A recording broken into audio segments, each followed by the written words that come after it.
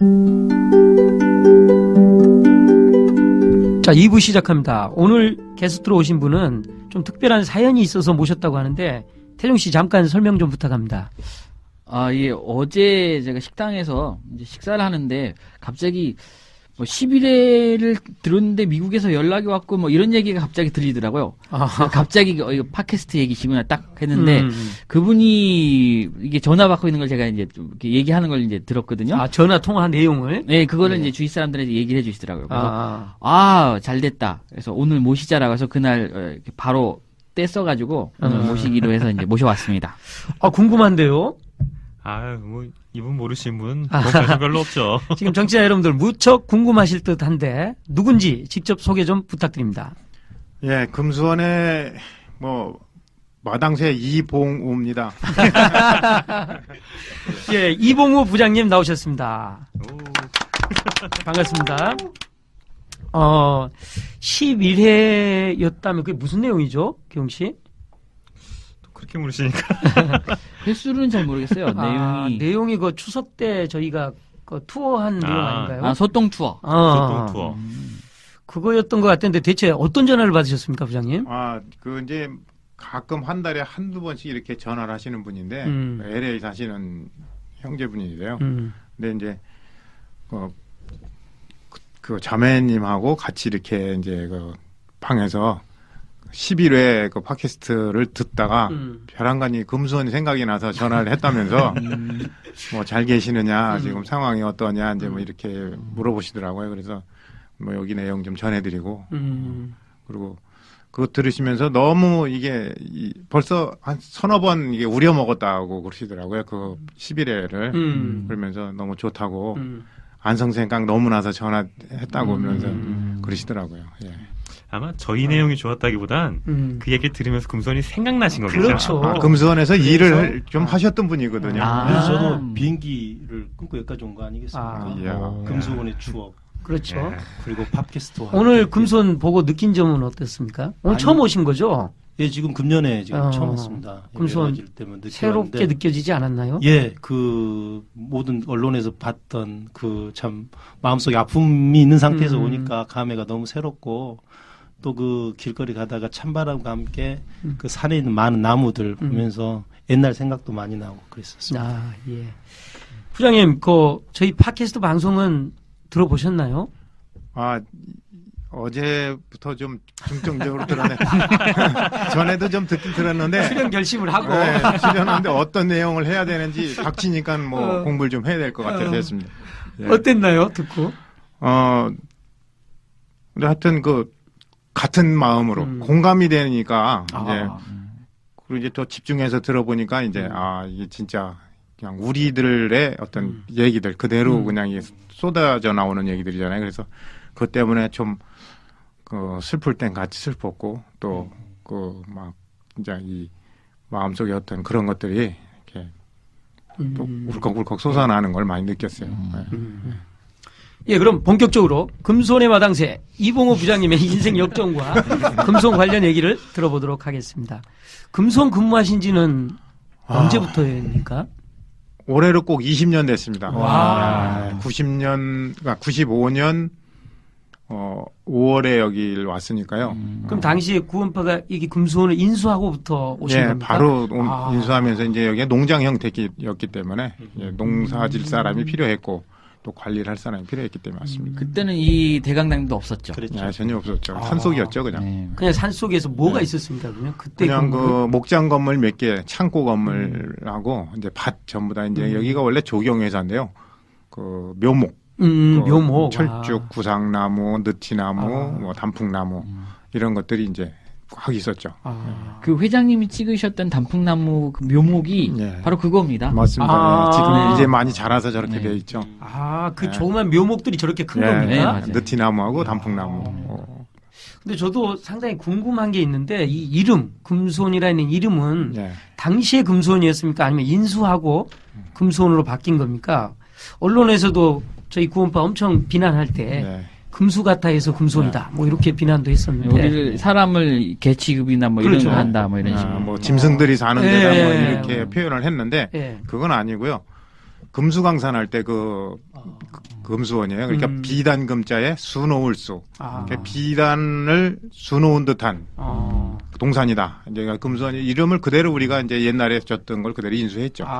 이름은 그 전부터 있었던 이름을 그대로 인수한 겁니까? 그러니까 구원파가 지은 게 아니고 원래 주인이셨던. 저희 이렇게 몇 번 변명을 해도 안 싫어요. 계속 금수 같아서 금수다. 계속 제가 쓰라고요. 정정보도 요청을 하겠습니다. 그러면 좋죠. 그러면 부장님께서는 금수원에서 그 마당을 쓰고 계십니까? 하시는 일이 궁금합니다.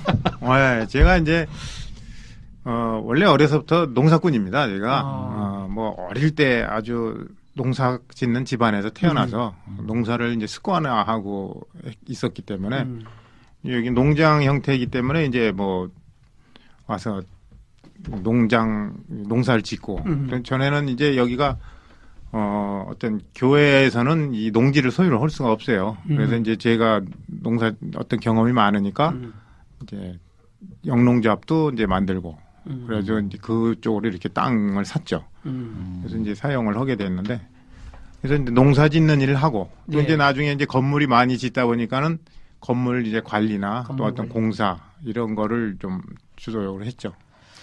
근데 이제 이렇게 시골에 가서 살라 그러면 그때 여기는 95년이면 엄청 완전 촌이었잖아요. 그렇죠. 뭐 버스도 길이 없어 꼬불꼬불 막 몇 시간씩 걸리고 했는데 근데 뭐 자매님이나 가족들도 다 동의를 잘 하셨어요? 이제 그 부분을 이제 물어보시니까 참 그때 굉장히 그 결정을 좀 해야 될 텐데 이제 그때 이게 여기 오기로 결정할 때가 저희 애들 딸이 둘이 있는데 하나는 4살, 하나는 6살 이렇게 되는데 과연 얘네들을 데리고 산속에 들어가서 교육을 어떻게 할 것이냐 이제 그런 거를 굉장히 좀 생각을 많이 했죠. 그리고 또 아파트를 이제 그 전에 3번에 살고 있었는데 아파트를 그냥 한 2, 3년 있으면 분양 받을 수 있는 걸 포기해야 되는 어떤 입장이고 그래서 사실 참 기도를 많이 했습니다. 여기 오게 되는데 내가 와서 살지만 그 나머지는 좀 알아서 해주시라는 어떤 그런 좀 책임감은 없지만 이렇게 좀 맡기는 마음으로 왔죠. 굉장히 큰 결심을 하고 오셨네요. 그렇죠. 가족으로서는 굉장히 결단을 했어야 하는데 그래서 두 따님은 지금 뭐 대학교 둘 다 졸업하고 직장 생활을 하고 있습니다. 근데 이제 국민학교 때 봤었는데 그렇죠.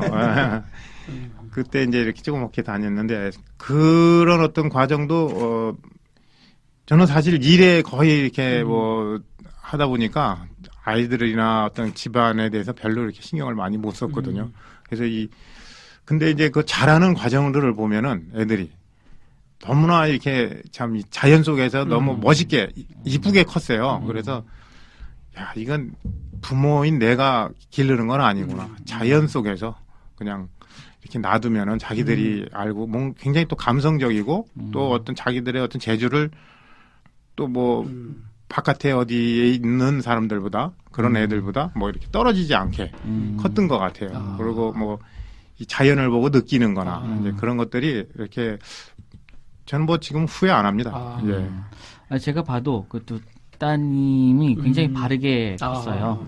그래서 어디 갖다 내놔도 이게 조금도 떨어지지 않게. 그러면 오실 때 큰 결심했던 그 기도가 이루어진 거네. 뭐 그렇다고 봐야죠. 저는 뭐 그거는 뭐 틀림없다고 봅니다. 그러니까 아스팔트에서 자란 아이들보다 자연에서 자란 흙에서 뒹군 아이들이 훨씬 더 잘 자란다는 이야기가 있는데 독일에서는 어떻습니까? 자녀 교육 그렇게 크게 고민 안 하십니까? 저는 이제 독일에 산 지 한 7, 8년 됐는데요. 거기 이제 워낙 그 자연을 소중히 여기고 그런 체계이기 때문에 근데 독일에서는 이제 그렇지만 또 개인주의가 또 심해요. 동시에 그러면서 그래서 그런 부분 좀 걱정이긴 해요. 한국적 정서하고 좀 멀어질까봐. 자연에서는 뒹굴지만 이렇게 교감이 부족하네요. 사람들과의 교감이 좀 개은주의화가 많이 돼서 그래서 안성에 오면 이렇게 애들끼리 어울리고 하는 게 좀 좋겠다는 생각도 많이 들어요. 안성에서는 자녀들을 자연만 키운 게 아니라 그 안에 그렇죠. 많은 이 식구들의 자녀들과 예. 함께 뒹굴면서 예, 같이 키운 거죠. 예, 그렇죠. 근데 어떤 예를 하나 들어보면은 제 눈이 좀 많이 왔을 때예요. 이제 차를 끌고 이제 애가 올 때가 됐는데 안 와. 그래서 차를 끌고 이렇게 쭉 내려가는데 저 아래쯤에서 뭐 빨간 게 뭔가 눈 위에 이렇게 있어요. 그래서 저게 도대체 뭔가 그러고 이제 가까이 갔더니 큰 딸이 학교 갔다 오다가 눈 위에 누웠어요. 누워가지고 야, 너 왜 거기서 누워 있냐? 이제 가니까 아빠 하늘이 도화지 같아. 우와. 이렇게 얘기를 하는 거예요. 그래서 왜 도화지 같냐 그랬더니 뭐 저기다가 뭐든지 그릴 수 있을 것 같아. 이제 이게 뭐 자기 나름대로 뭔가 생각을 많이 했는가 봐요. 그래서 야, 이런 부분에서 시골에서 그리는 거, 이거 참. 그때 아이가 몇 살이었나요? 그때 제가 생각에는 한 4학년쯤 된 것 같아요. 예. 그래서 이거 손해 안 보는 생활이구나 이렇게 생각을 했죠. 감성적이네. 예.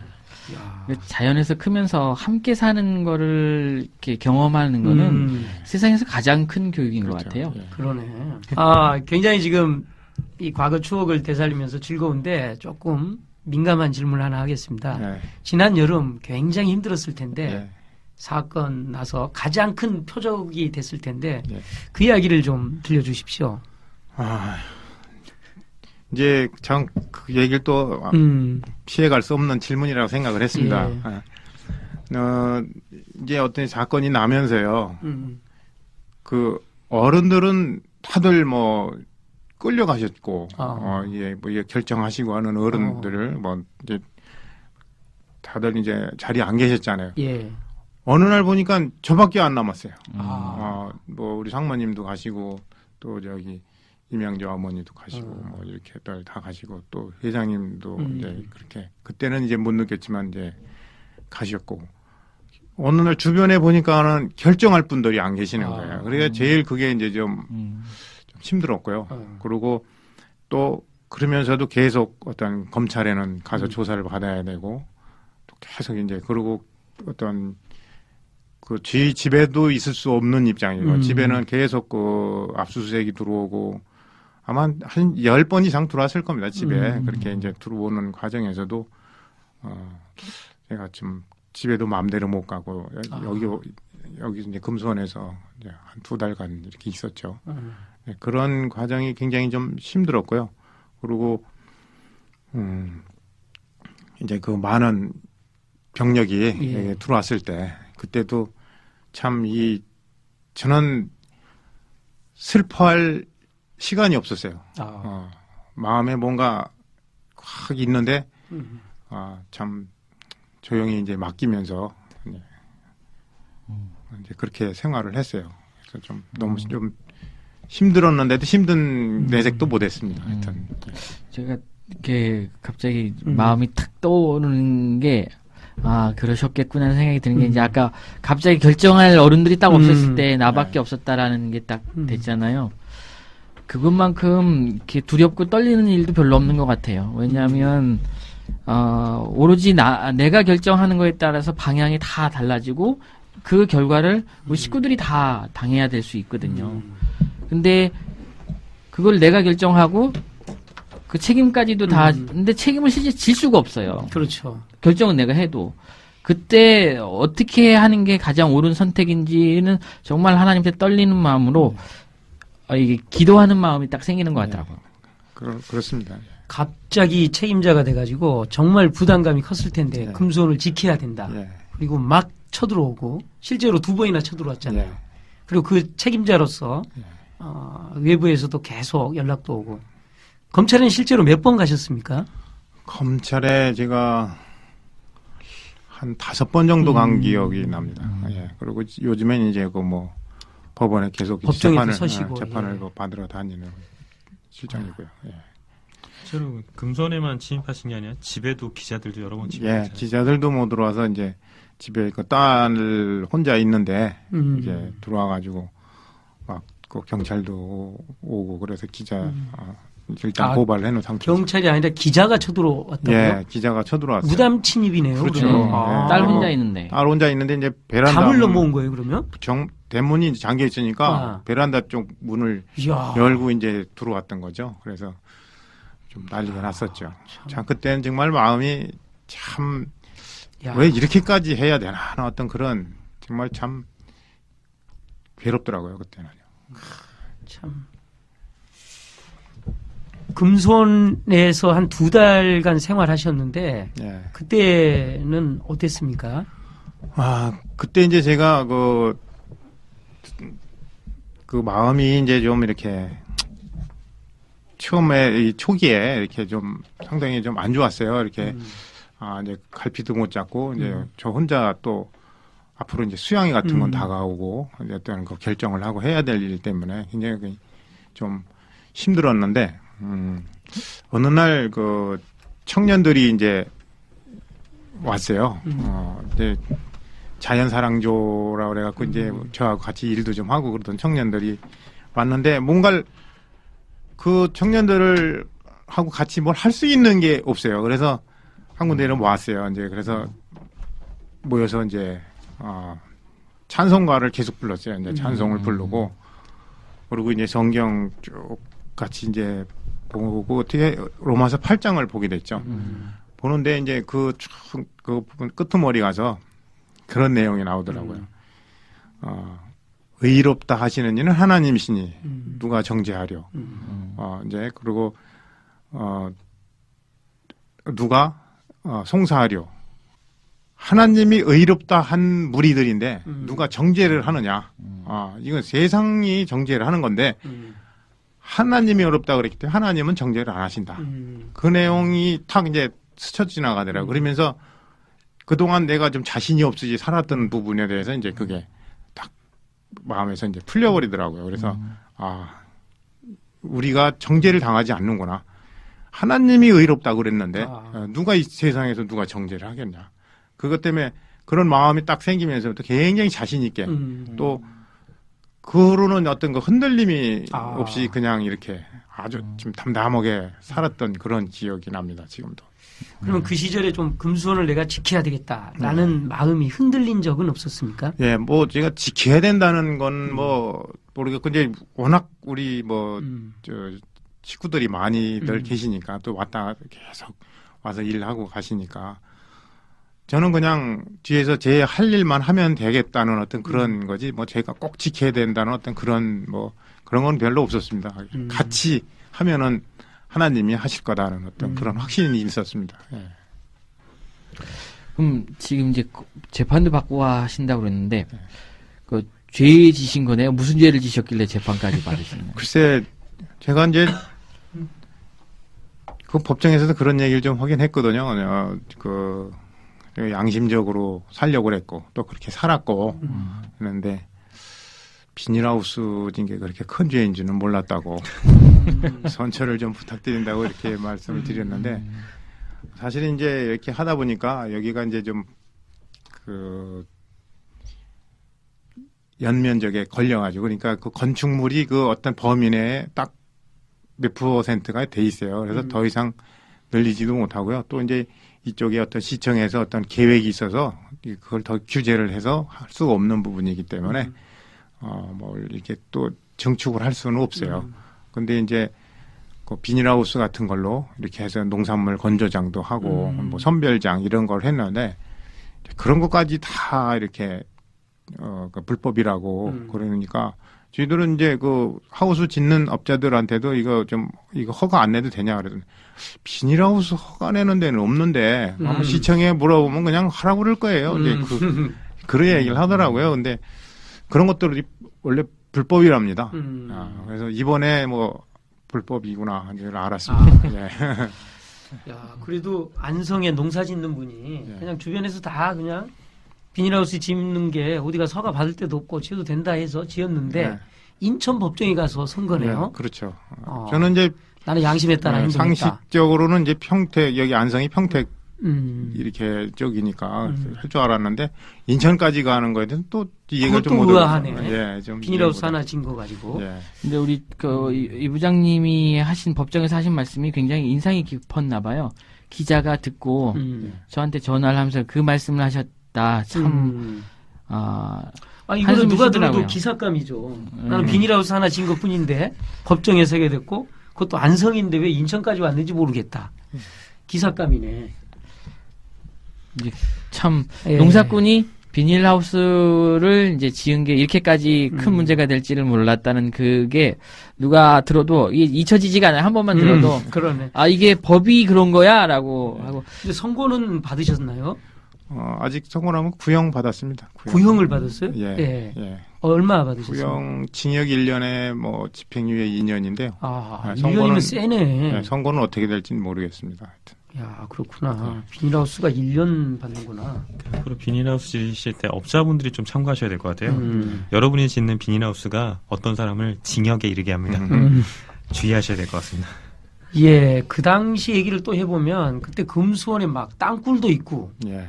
또 뭐 있었다겠죠? 뭐. 지하 벙커. 지하 벙커 맞지? 지하 벙커 있고 막 그렇게 언론에 막 관심을 엄청 받았는데 있나요? 저도 궁금합니다. 있습니다. 근데 저도 몰래 한번 탐침봉 한번 찔러볼까 그런 생각도 들기도 하더라고. 그 지하벙커 같은 건 없고요. 예. 이제 그 계곡 산에서 내려오는 물을 이 저수지로 받기 위해서 이렇게 관을 묻어가지고 이제 저수지에 받잖아요. 그러면 거기서 또 이렇게 나가는 관이 있고 그래요. 그런 걸 가지고 그러는 것 같아요. 여기 뭐 빵카로 어디 제가 20년간 있어봐도 땅 파고 빵카 재본 적은 없거든요. 근데 그거는 이제 수로 뭐 해가지고 흉관으로 해서 이렇게 물 빼는 관은 있는데 그 빵카가 있다 그러면은 저는 그래서 저도 굉장히 좀 당황했어요. 그때. 그래서 검찰들 와가지고 이 땅굴 찾는다고 실제로 그래서 이 뭐죠 정화조 뭐 여기도 들어가시고 그 다음에 하수구 여기도 들어가시고 와서 이제 엄청 망신을 많이 당하셨죠. 그걸 못 찾아가지고. 네. 아니 저희가 없다는 얘기 한 적 없잖아요. 그렇죠. 예. 이런 수로가는 다 있다. 니네 와서 확인할 건 확인해라. 그 외에는 없다. 정확하게 얘기를 했잖아요. 근데 뭐 굴삭기를 가져와서 구멍 한번 뚫어본다고 그런 얘기도 있었던데. 안성시청에서 몇 군데를 이제 지정을 해서 뚫어보겠다. 네, 그렇게 얘기를 했죠. 뚫어보겠다. 네, 그래서 사용 승낙을 좀 해줘라. 이제 이런 얘기까지도 했었어요. 그래서 진짜로 믿었던 거예요. 이제 그러네. 이거를 종편에 나와서 몇몇 사람들이 이제 이런 가능성을 막 제기하고 했다니까 검찰은 조사를 안 할 수도 없고 할 수도 없는 거예요. 뭐냐면 직접 살았던 사람들이 국민 앞에서 지하벙커가 있다, 거기 숨어 있다, 막 이러긴 얘기를 하니까. 그 국민들 앞에서 이제 없다라는 걸 증명을 해야 되는데 참 답답했겠죠 본인들도. 참 비슷한 것도 없나요? 네, 그런 건 없어요. 정화조 있다니까요 비슷한 건. 아니 땅굴이나 지하벙커. 근데 정화조는 굉장히 큰 게 있죠. 이제 뭐 크게 이렇게 이제 건물 우리가 이제 큰 건물이 있다 보니까 정화조나 이런 거는 있는데요. 그건 이제 강당에도 강당 중앙에 아무도 모르는 장소에 이렇게 한 사람 딱 누울 공간이 나온다는데요. 열어보면 그것까지 다 조사해 갔잖아요. 그래서 정말로 경찰들이 와서 두들기면서 다 일일이 조사했는데 그 넓은 강당을 심지어 유도매트 깔려 있는데 그걸 하나씩 들고. 진짜로? 우와. 근데 이제 그 소화전이 이제 가운데 원래 이제 소방법상 이제 50m 마다 하나씩 이게 소화전 박스가 있어야 돼요. 그거를 넣어놓기 위해서 이렇게 해놓은 거는 있어요. 그건 이제 조그맣죠. 사람이 들어갈 정도는 안 됩니다. 그 아무리 누가 가는 사람도. 근데 이제 그걸 가지고 얘기하는 것 같아요. 참 재미있네. 씁쓸하고. 그렇죠. 또 당시에 또 우리가 언론의 주목을 받았던 게 우리가 이 지하철 종착역도 아닌데 지하철이 엄청 많이 있잖아요. 그거는 왜 갖다 놓은 겁니까? 글쎄 그건 저도 잘 모르겠어요. 근데 이제 그거는 있어요. 이제 저희들이 저쪽 삼중면 쪽에 그 안성시청에서 그쪽에 이제 취락지구를 이렇게 이제 지정을 했어요. 한 12만 평. 근데 이제 안성시에서는 어떤 공원을 만들겠다. 그래가지고 이제 뭐 이렇게 원래 개발을 한다 그러면 산을 다 자르고 이렇게 또 장방형으로 도로를 내고 이제 막 그러지 않습니까? 그러면 너무 이게 나무나 산이 훼손이 돼요. 그래서 우리는 그렇게 하는 것보다 좀 생태공원으로 가자. 될 수 있으면은 자연을 훼손 안 시키고 또 있는 걸 그대로 좀 두고 시냇물도 이렇게 만들고 또 이제 그 시냇물이 내려가면 웅덩이 만들고 자갈을 깔고 또 이렇게 모래도 깔고 그래서 애들이나 학부모들이 와서 이렇게 발 담그고 놀 수도 있고 어떤 그런 거를 좀 만들려고 그랬어요. 그리고 이제 중간중간에 이제 어떤 그 열차 같은 걸 놓고 예를 들자면은 그거 크게 그 디자인해서 누에도 만들 수 있고요. 기차로. 그렇죠. 메뚜기, 방앗개비, 개구리 이런 거를 얼마든지 이렇게 만들 수 있거든요. 그 안에서는 식당도 할 수 있고 기념품도 팔 수 있고 어떤 그런 용도로 쓰려고 중간중간 놓고 그리고 또 할 수 있으면 또 이제 이렇게 이쪽에서 금수원 쪽에서 저쪽으로 가면서 순영 부림 그 징글벨랜드 쪽으로 가면서 이렇게 전철 같은 걸 놔서 레일도 다 있습니다 여기에 갖다 놓은 게 그래서 그걸 놓고 이제 전기로 어떤 엔진이나 이런 걸 안 쓰고 공해가 안 나오게 하고 그런 어떤 전기로 끌고 천천히라도 끌어서 이렇게 왔다 갔다 할 수 있는 그런 걸 생각을 했죠. 생태공원을 만들 계획 안에 있었던 거네요. 그 시청하고는 계속 이게 협의를 했었습니다. 그것도 시청하고 안주시청과 협의도 했었고 그런 과정에 있었어요. 근데 지금 이제 좀 무산이 좀 됐죠. 태종 씨도 알고 있었나요? 대강만 알고 있었고요. 우선은 이제 공원을 만들고 하면 건축을 하게 되잖아요. 그러면 이게 기초공사까지 해서 굉장히 많은 것들이 훼손이 돼요. 근데 이제 기차를 하나 갖다가 딱 놓고 이제 필요 없다 그러면 치워버리면 생태가 바로 복원이 되잖아요. 그러니까 굉장히 친환경적인 이제 기획이었고 또 들어오다 보면 자갈도 많이 쌓이는데 이제 그런 것들로 이제 그 시멘트가 아닌 자연 계곡처럼 이제 왔다 갔다 도로도 만들고 이제 이런 계획이 있었는데 지금은 물거품이 돼버렸어요. 그럼 금수원 정문에 그 산처럼 쌓여있던 자갈이 그런 용도로 준비된 겁니까? 여러 가지로 이제 또 애들이 굉장히 그 맨발 벗고 자갈 위를 걸으면 굉장히 좋아해요. 그렇죠. 또 자갈 밟기도 힘들잖아요. 환자들도 또 그렇고 어른들도 그렇고 그런 용도로도 쓰고 그랬는데 이제 그거를 무슨 좀 곡해해서 한 사람들이 많죠. 그거였죠. 그 유병원 회장님이 기차 광이었다. 그래서 수집광이었다. 이제 이렇게 지금 언론에 보도가 해외에서 기차를 갖고 왔어야죠. 일본 기차, 중국 기차 이렇게 수집을 하셨어야지. 그나저나 굉장히 그 계획이 성사됐다면 멋졌겠는데요. 그렇죠. 금수원 이 테마파크, 생태 테마파크. 우리의 비전이었었죠. 해야죠. 그렇구나. 언젠간 또 기회 있으면 할 수 있으면 해야죠. 회장님의 유지라고 생각하면 그걸 반드시 추진해야 될 것 같습니다. 조금 여기서 잠시 쉬어가 볼까요? 우리 이봉우 부장님께서 노래를 또 잘하신다고 들었습니다. 이거 쑥스럽습니다, 이거. 안 듣고 넘어가면 섭하죠. 저희가. 그래요? 그럼 한번 이봉우 부장님의 노래를 들어보도록 하겠습니다. 글쎄, 이거 무슨 노래를 해야 됩니까? 평상시에 잘 즐겨 부르시는 노래 부탁드립니다. 10월 달이잖아요. 10월의 어느 멋진 날에 이렇게 얘기를 하는데, 사실 이 가사가 참 좋아요. 이게 너를 만난 세상. 근데 사실 사람이 아닐 수도 있지 않습니까? 내 마음속에는 너라는 어떤 그게 이제 그런 듣는 분들이 알아서 이제 들어주시면 좋을 것 같고. 또 제가 또 10월에 또 우리 그 집사람을 만났어요. 코스모스 길에 이렇게 좀. 그런 추억이 있구나. 그래서 맨날 언제 코스모스 길 데려가느냐 이제 그러는데 한 번도 아직 못 데려갔습니다. 언제 한번 같이 갈 걸 약속해야 될 것 같아요. 자, 그럼 한번 들어볼까요?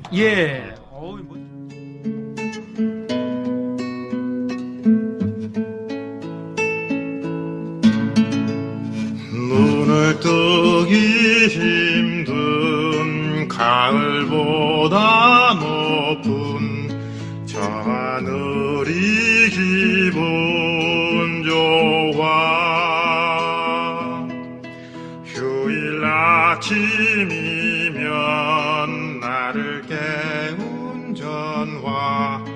오늘은 어디서 무얼 할까. 창밖에 앉은 바람 한 점에도 사랑은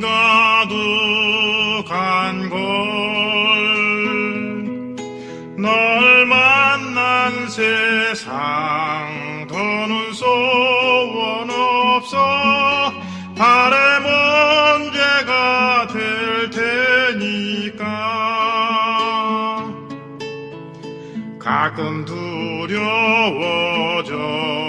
지난 밤 꿈처럼 사라질까 기도해.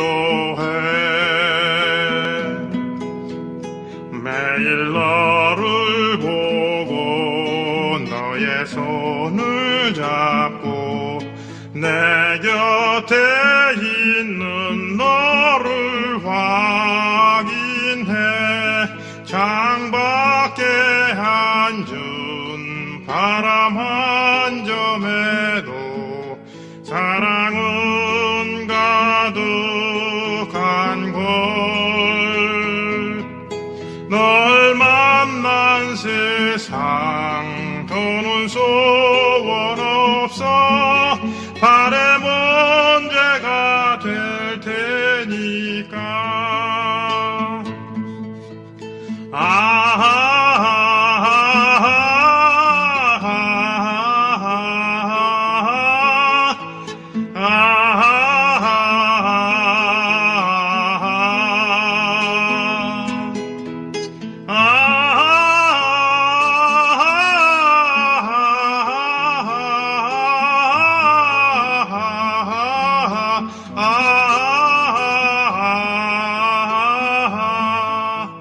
살아가는 이유, 꿈을 꾸는 이유, 모두가 너라는 걸. 내가 있는 세상 살아가는 동안 더 좋은 것은 없을 거야. 10월에 어느 멋진 날에.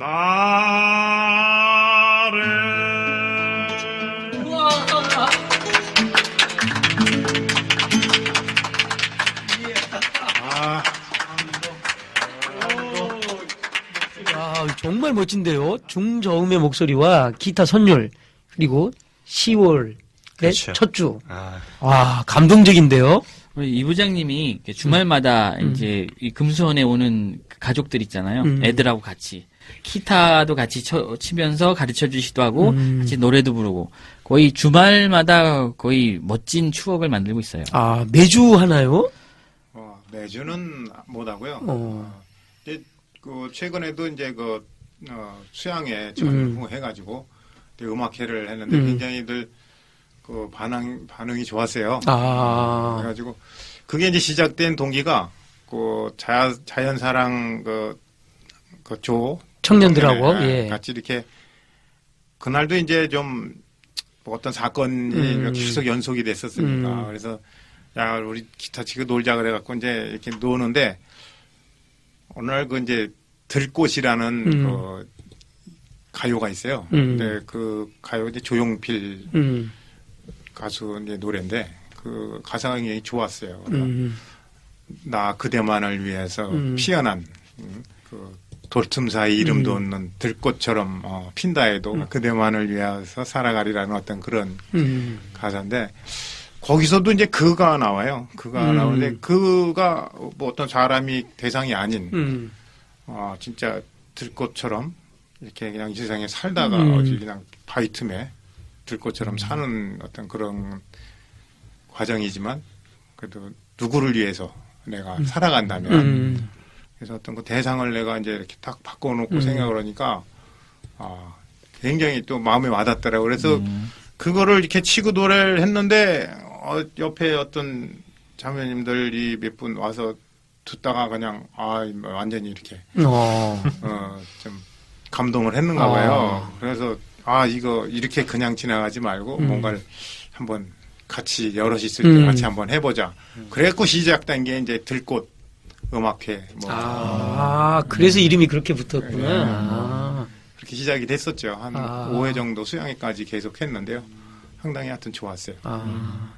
그러니까 들꽃의 가사도 그가 나오지만 방금 부른 10월의 어느 멋진 날에도 너가 나오죠. 그렇죠. 굉장히 사랑하는 너.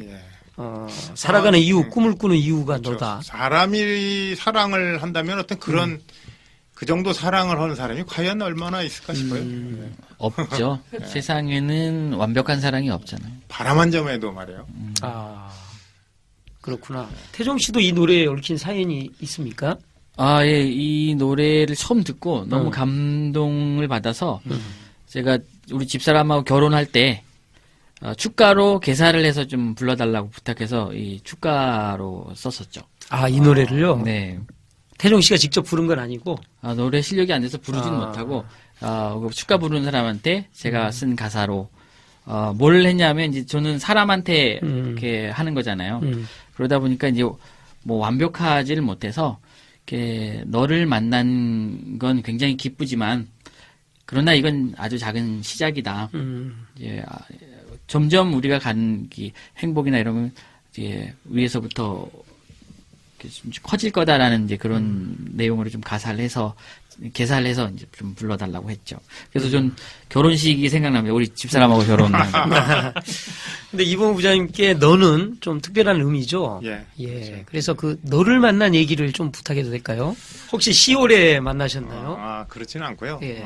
제가 이제 원래 장로교를 모태 교인이에요. 아버님이 이제 장로셨고요, 교회. 그러다 보니까 굉장히 율법에 이제 얽매인 생활을 많이 했죠. 그래서 친구들하고 싸움도 못 했고, 또 어디 가서 이렇게 뭐 남의 거 뭐 무 하나도 못 뽑아 먹고, 이제 그렇게 컸는데 그런 것들이 어떤 양심의 그런 호소 때문에 그걸 못 오고 살았어요. 이제 뭐 이렇게 좀 예를 들면 나쁜 짓, 이렇게 그런 거를 못 하고 생활을 했는데, 그렇게 철저히 율법 생활을 했음에도 뭔가 그 남는 거, 이 마음속에 이렇게 깨끗이 하는 거, 이게 다가 아닌데, 이제 저희가 이제 나이를 먹고 한 약간 그 사춘기 때를 이렇게 통과하고 이제 청년으로 가면서도 이거는 뭔가 아닌데, 일단 어떤 그런 굉장히 그 갈등을 많이 했죠. 그래서 굉장히 이제 하여튼 열심히 율법을 지키고 산다 뭐 했어도 죄의식은 계속 남더라고. 이게 하나님 말씀대로 살면은 그 성경 말씀을 지키고 살면은 뭔가 마음이 후련해야 되는데 계속 쌓이는 거야 이게. 그럼 계속 뭐 새벽 기도도 가보고 부흥회 하는 데 가서 막 그냥 통성 기도도 해보고 하지만 이게 닦여지질 않는. 그리고 이제 아버님이 좀 일찍 돌아가셨어요. 한 10살 때 돌아가셨는데, 돌아가시니까 어떤 사랑의 대상이 이제 없으니까 가슴이 이렇게 뭔가 뻥 뚫린 것 같은, 채워지지 않는 게 늘 있었죠. 그러다가 뭐 이제 예를 들어서 뭐 기차가 지나가면은 저 기차는 종착역이 어딜까? 이렇게. 그리고 또 나라는 어떤 인생은 이게 어디서 끝날 건가? 그리고 늘 그런 어떤 그런 생각을 사로잡혀 있어요. 당시 교회를 열심히 다녔는데도 그랬죠. 예. 그리고 이제 하늘에 구름이 떠가거나 비행기가 가면은 저건 어디로 흘러갈까? 어떤 그런 생각을 굉장히 깊이 이제 하고 살았죠. 그런 어떤 그런 갈등을 많이 하고 그래도 이게 가슴이 채워지지 않는 부분 때문에 이제 뭐 책도 많이 보고 또 뭐 노래도 많이 음악에도 좀 빠져보고 그 전에 이제 팝송도 많이 듣긴 들었어요. 뭐 그 전에.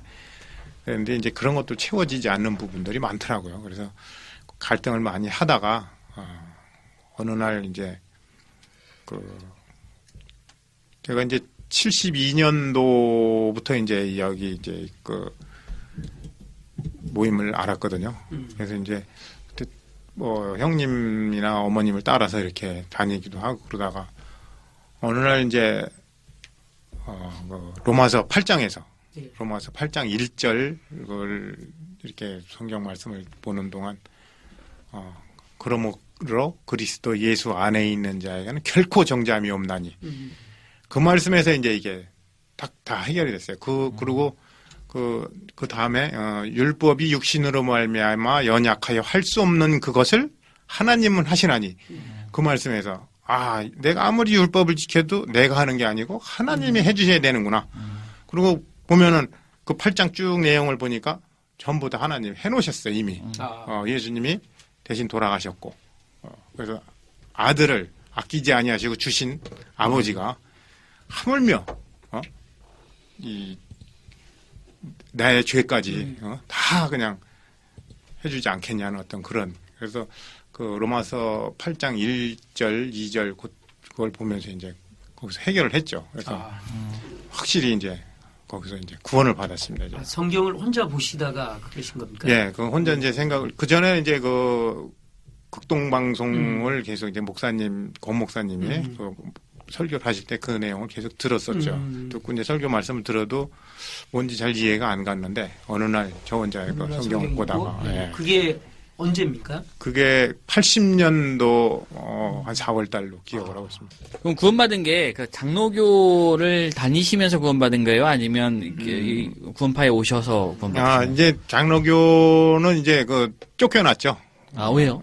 그때 이제 구원받아 그 어머니나 또 형님이나 이제 어떤 그 국동방송국 가서 이 설교를 듣고 와서 구원을 받아야 된다는 얘기를 이제 그동안 다녔는데 내가 구원을 못 받았는데 이 말씀에서 구원을 받았다 얘기를 하니까 이제 그쪽 교회에서 쫓아내고 이거는 이단이다 그러고 이제 쭉 쫓아냈죠. 제명을 당했고요.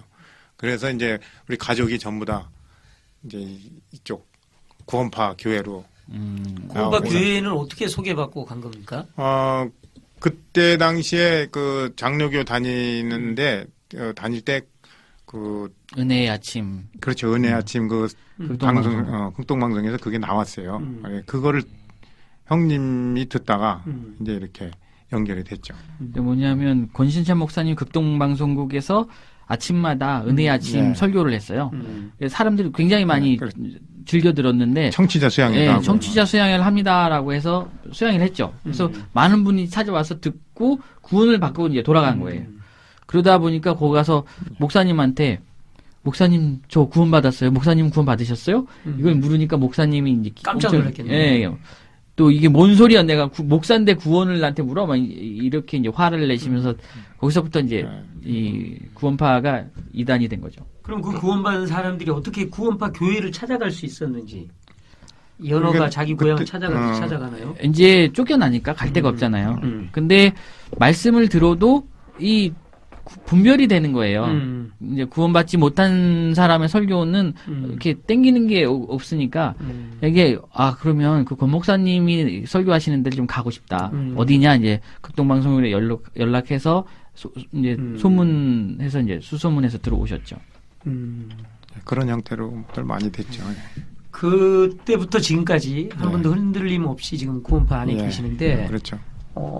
많은 사건이 많았죠. 그동안 많았죠. 힘들었던 시기도 많았고 최근에 가장 힘들었던 시기 같은데 그래도 이 모임을 떠나지 않고 남아 계시는 이유를 이렇게 물어본다면 이제 그것도 이제 어떤 제가 그 청년 때인데요. 네. 그 어떤 그 권 목사님 설교를 듣고 이제 그 내용을 이제 이렇게 생각하는 중에 그 어느 여인의 그 세 가지 행위에 대해서 그건 뭐냐면은 그 여인이 바리새인 집에 이제 그 예수님이 들어가셨는데 네. 거기에서 옥합을 가져와고 향유를 가져와서 예수님 발 앞에 쏟고 자기 머리털로 닦고 눈물을 흘리는 그런 과정 설교를 요한복음에 나오죠. 네. 그 설교를 듣는데 제가 이제 그때 이 참 내가 이 받은 이 구원이 이거 나만 가지고 있어서는 안 되지 않느냐. 이걸 누구한테 이걸 전해야 되는데 그럼 내가 내 이 생애가 그냥 이렇게 막 뭐 어떤 그 돈이나 벌고 어떤 뭐 그렇게 살다 가는 것보다는 뭔가 이 복음을 위해서 어떤 내 모든 것을 다 이렇게 옥합이 깨지듯이 그렇지, 바칠 수 있는 어떤 그런 게 있어야 되겠다는 어떤 그 생각을 하고 있을 때 이 이제 말씀이 저한테 들어왔죠. 그래서 그 얼마나 그 예수님이 자기 죄를 사해준 게 감사해서 진짜 울면서 그 옥합이라는 거는 그 아마 봉해진답니다. 이게 거기다 향유를 넣고 딱 봉해서 옥이 이렇게 딱 부러져야 이게 향유가 쏟을 수 있대요. 그래서 이 옥합에 들어오는 향유는 굉장히 비싸기 때문에 뭐 나드 한 건 뭐 이렇게 비싸기 때문에 그때 당시에 굉장히 비쌌기 때문에 이걸 평생에 한 번 여인이 이걸 보관했다가 쓴답니다. 예. 그래서 그 비싼 진짜 그 여자의 전부라고 봐도 과언이 아닌 그 옥합을 목을 딱 꺾어서 그 예수님 발 앞에 부었고 너무 감사해서 울고 눈물을 흘렸고 또 자기 여자의 머리털은 이제 그 영광인데 모든 영광을 다 예수님 발 앞에 바칠 수 있는 어떤 그런 그 이제 세 가지 행위인데요. 옥합을 깨뜨려서 향유를 붓고 눈물을 흘리고 자기 머리털로 예수님 발을 이렇게 닦는 어떤 그런 행위를 보면서 제가 그 설교를 듣고 그 말씀을 들으면서 굉장히 많이 이렇게 이게 벅차서 참 눈물도 많이 흘렸어요.